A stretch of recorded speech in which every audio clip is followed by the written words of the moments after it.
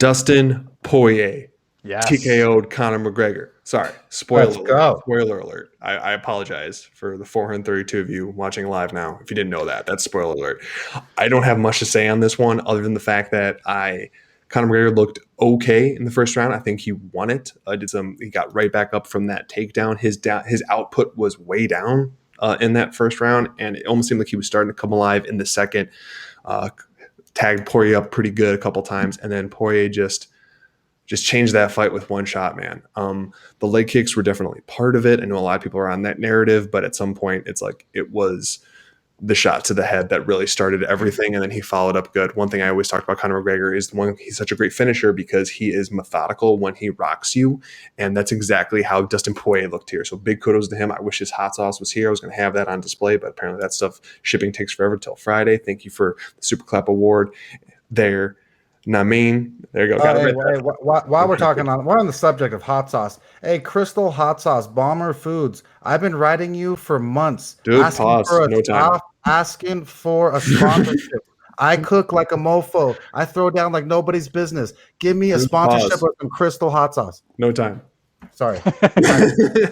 Sorry, we're trying to keep this into a nice tight hour here because sometimes when we hit the hour mark, we start to have some glitching. So we're doing our best. But honestly, that's all mine. I have to do about Dustin Poirier versus Conor McGregor. We'll talk a little bit if we could fit in some tourney talk there at lightweight. So by all means, I'm going to go real Mike, talk as you would, and then Mikey Gilz talked about this in terms of a DraftKings perspective. You can go right into that and how well you did just on the night as a whole. So go ahead, real Mike.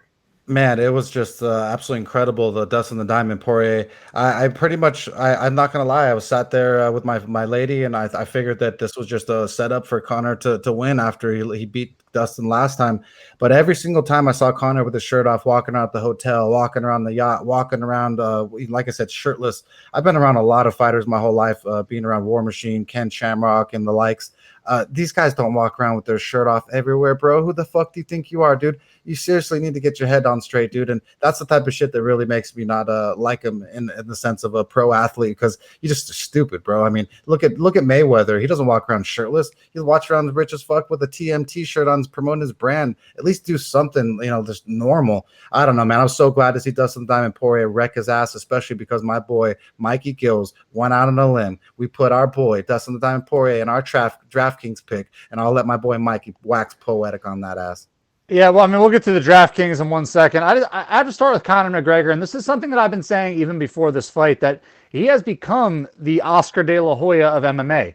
What I mean by that is if you go look at Oscar de la Hoya's career, after the Trinidad loss, after the Mosley loss, something changed for him. He stopped fighting consistently. If you look over the last, I want to say 8 years of his career, he averages just over a fight a year. In the lead up to the Floyd Mayweather fight that he had, Floyd's the one that pointed it out. That's where I first heard it.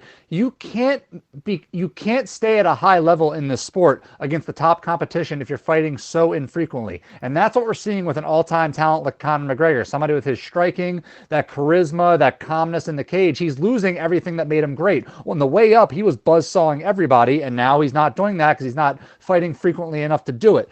Is he washed? I don't know. Was he unprepared? I don't know. Is that why he wasn't talking smack? Was he not confident in his training? These are things I don't know. Is it just the lack of fighting that makes him unconfident? But the one thing about this fight with Conor that really irks me, after the fight's over, in the post-fight press conference, he goes off and talks about the low calf kicks that he has. And this ties into my previous point about how he says, I've never dealt with those before. I was unfamiliar with them, I think is what his actual quote. Now, not only is that an indictment on him not fighting, because there's a relatively new popularized technique in this sport. So if you are that far removed from the sport that you don't see a technique on the rise and it goes to take you out in a big fight like this, you need to reassess things. You need to start fighting more. But that's also an indictment on his camp for not preparing him for that. All credit to Dustin Poirier. That guy is a monster. A lot of debates this week about whether he's the second greatest lightweight of all time in MMA. I personally think he is. A lot of people got mad. There's a lot of BJ Penn fans out there. But just congratulations to Dustin Poirier. Nobody has ever earned what he has earned right now, just through the losses and everything that he's been through. Dustin Poirier, congratulations. I'm not ready to crown you yet, but you're right there.